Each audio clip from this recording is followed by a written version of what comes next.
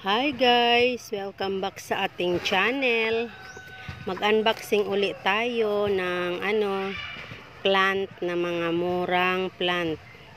Murang plant pero mahal sila noon. Ngayon mura na. So, i-unbox po natin kasi mga lang din ito, mga budget meal. Yung kaya lang ng bulsa natin. Ngayon ang panahon magko-collect tayo.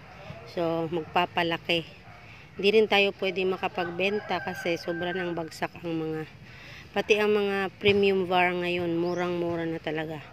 Kaya, yung mga greens na mga philos, bibili tayo ngayon para mapalaki natin sila.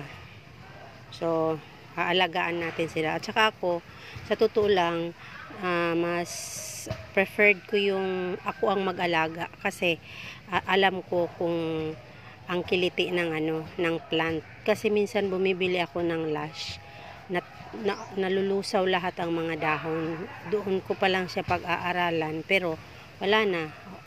Lahat lagas na yung dahon niya. Kaya ang choice ko is bibili lang talaga ako ng mga one leafer at saka yung maliliit lang tapos mura para ma-let go natin yung kahit mamatay madali tayo maka-move on. So let's go guys, help me unbox this mga budget meal. Uunahin natin itong daw ito, yung parang warok pag lumaki. Anthuriums ito siya guys. Bilaeruanum anthurium. So, maganda din siya pag lumaki. Maliit lang.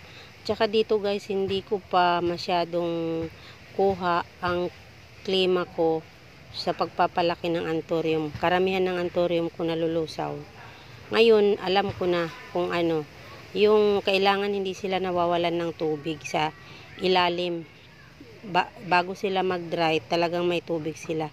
Kaya ang ginawa ko ngayon, talagang meron siyang naka-retain na water sa ilalim na nilalagay ko sila sa mga plato para hindi sila maubusan ng tubig. Ganun dito sa akin guys, mamamatay talaga kapag hindi mo maalalayan ng tubig na ganoon. Magda-dry agad sila, patay. Paglagay mo ng tubig, yung i-water mo na sila, mamamatay na sila. So, ang ngayon, kailangan maintain talaga yung pagiging moist nila. So, ilalagyan ko ng platito sa ilalim. So, let's go guys. Tingnan natin. Palalakihin natin sila. Ito, Bilaeruanum. Ayan siya guys, oh. Ganyan lang siya kalaki, oh. Parang 2 inches lang ang dahon niya. Pero pag lumaki ito, para itong warok. Warokianum. Okay, so pwede nyo i-search. So, i-update ko kayo lahat ng mga collection ko. Kung lumaki ba sila, namatay o ano. Okay, next tayo guys. So, ang next guys is Syngonium. Ito daw yung original na strawberry shake galaxy. Kasi meron ako dito strawberry shake. Yung mga dati-dati ng strawberry shake na lumalaki na dito sa atin. Pero ang hirap magkaroon sila ng ng mga dahon na ganito siya kaganda kasi nalulusaw agad. So nagtry ako kasi mura na lang naman, 50 pesos. At saka meron pang isa yung tricolor. Ito siya, oh. Tricolor. So noon mahal ito. Mga tricolor na ito, hindi ito kakayanin bilhin. Ngayon 100 pesos yung ayan, oh, 100 pesos ang dalawa. So, next naman tayo guys. Ito, Syngonium, Galaxy, at saka Tricolor. Okay, ang next naman guys, Rugosum. So, binili ko tong Rugosum kasi plano ko talagang palakihin ito. Napakaganda nito kapag lumaki guys. Philodendrons din ito. At saka meron siyang parang nag-curl yung dito niya pag lumaki siya. Yung na siya. Yung pag malaki na siya.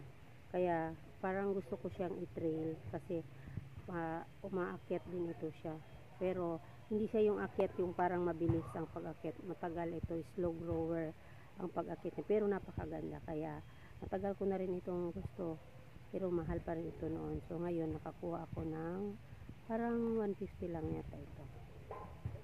Okay, next guys. Ito yung ano natin, rugosum natin na philodendron. Next naman tayo. Okay, next naman guys. Ito yung rhoaisap. Variegated ito. Ano ba to? Yung isa, ano, golden. Ano to? Basta meron siyang golden at saka meron green ito. Ito yung may, ano, ito yung may, anong tawag dito? Mayroon siyang variegation ito. Ayan. Ganun din na 150 yata. Pinuha ko kasi ang malaki nito nasa 3,000 pa rin. So ayan, kinuha ko na siya guys kasi palikihin ko na lang talaga ako magpapalaki. Okay, next naman tayo guys. Ito naman guys is ano, Laniata mint. Ano to siya guys, parang Adansonii pag lumaki. Pero alam nyo guys, hindi talaga ako nabubuhayan ng Adansonii. Hindi ko alam kung bakit. Lahat ng ilang beses na ako bumili, hindi talaga ako mabuhayan. Kaya kumuha ko nito, Laniata mint. Maganda rin ito pag lumaki.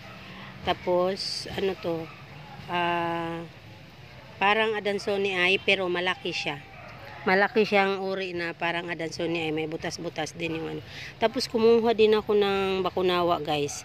Alam niyo ba guys, napansin ko yung pinakamagandang ano ba yan? Pinakamagandang Scindapsus yung galing Pilipinas. Oo, tsaka yung hindi kahirap magpalabas ng kulay. Ipakita ko sa inyo yung Scindapsus ko na Apulaki. Sobrang ganda. Kaya parang pag Scindapsus, yung parang Philippine ano, Scindapsus, gustong-gusto ko kasi hindi talaga siya nawawalan ng ano, basta kahit ano mo lang sa ano, yung bright light, lalabas at lalabas talaga yung kulay niya. Tingnan nyo yung bakunawa ko guys, sobrang ganda. Ito ang bakunawa ko guys, oh. Philippine Scindapsus din yan. Ayan, sobrang ganda. Tapos ito, oh, ayan. Gaganito din yun ang kulay. Bago lang kasi ito, oh. Ayan, oh, sobrang ganda niya. Tapos meron din akong si Mayari guys. Pero si Mayari, Philippine Scindapsus din si Mayari.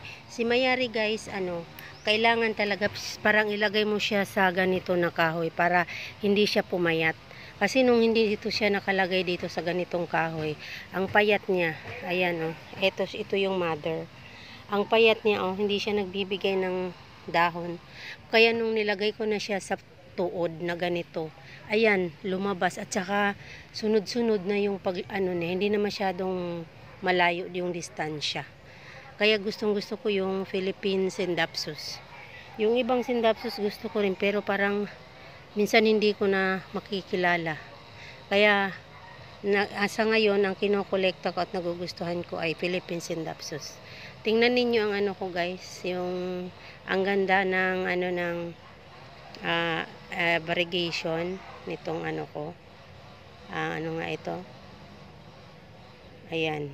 Meron ng ano nito ngayon eh. Meron ng aurea, meron na ring albo. Ayan. Paraiso verde to guys. Ang ganda oh. Pero hindi siya lahat ganito. Gusto ko yung ganito sana lahat siya. Pinag-aaralan ko kung saan ko siya ipoposisyon para magkaroon siya ng ganitong kulay. Nasa lugar eh, yung nasa pwesto. Ayan. So update ako sa ano ko guys. Yung binili kong ano, marble caramel. Namatay na yung isang ano niya dito, old leaf na lusaw. So ganyan ang mangyayari guys pag bumili tayo ng mahal. Kaya bumili ako ng mura lang. Kasi meron talagang malalagas eh. Ayan, kaya mura na lang. Hindi ako bumili nito noon kasi ang mahal. Philippine ano na to siya, na stable na to siya dito. Sa Pilipinas ang may-ari nito, matagal nang nagmamay-ari nito. Kaya kumuha din ako ng galing Pilipinas din kasi hindi ka na masyadong mag-a-adjust. Mag-a-adjust ka hindi masyado. Ayan, kumuha din ako ng ano. Mura lang din ito guys. Ayan. Variegated Cardinal number 2.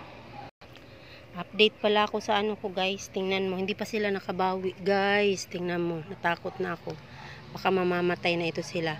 Alam mo ba guys, baka ang mali ko dito, yung medium ko. Dapat pala, pag bagong ano pa lang, yung ilalagay mo pa sila, dapat kukupit. Oo, baka kukupit ang kailangan. So, ngayon, tingnan ninyo, mayroon na buhay, mayroon din naman hindi pa nakakabawi, yung mahaba ang dahon, hindi masyadong nakabawi pa. Ito, hindi rin masyadong nakakabawi, yung nakabawi na. Ito parang hindi ko alam, nalalanta, ayan o. Parang nanghihina, ayan o, nanghihina. Pero pinabayaan ko lang muna sa lilim, ayan o. Hindi rin parang meron doon isa, malakas siya, doon banda. Ayan, so, ilang araw na to, I think 3 or 4 days na ganyan. Pero malaki na rin ang pinagbago niya yun, oh. Umano na rin siya. Pero hindi ko pa rin siya naalis sa tubig, guys. Hindi pa rin, ayan. Oh. Tsaka nakaano pa rin siya sa lilim. Ayan, tingnan mo. Sana makabawi sila. Kasi yung isa doon, oh, actually wala itong ugat nung nilagay ko. Pero, siya, buhay na buhay. Kasi ang ang medium ko dyan is, ang soil mix ko dyan ay kukupit. Kaya sa susunod naman, tingnan natin yung kukupit kung mas effective ba. So, ito kasi yun yung pinakita ko sa inyo. Na tingnan ninyo yung yung last video ko, pag repat ko nito, kung yung medium ko. Experiment lang din yung sa akin. So, yung ko, buhay na buhay, yung 3 aglonema ko. Hindi talaga, walang tatsa. Ayan. So, hanggang dito lang guys. Ito naman yung bago nating Ayan sila. So, sa susunod, update ko lahat kayo sa mga pinagre-repat ko. So, summer na summer ngayon, guys. Ayan. Pero tuloy-tuloy pa rin ang pag-aano ko. Nagpo-propagate pa rin ako. Okay, thank you for watching, guys, and please subscribe sa ating channel para magkaroon ulit tayo ng update. So, yung ko, guys, review pala. Hindi masyadong effective yung rice hull, garden soil, at saka yung bubog na mga uling. Parang ang hirap nilang makabawi. Pero yun, nasa, so kokopit. So, yung kokopit sa susunod, kasi meron pa akong darating isa. Titingnan natin yung kokopit kung saan ang mas effective. Okay, thank you for watching, guys. God bless. God bless po sa lahat. Thank you. Bye.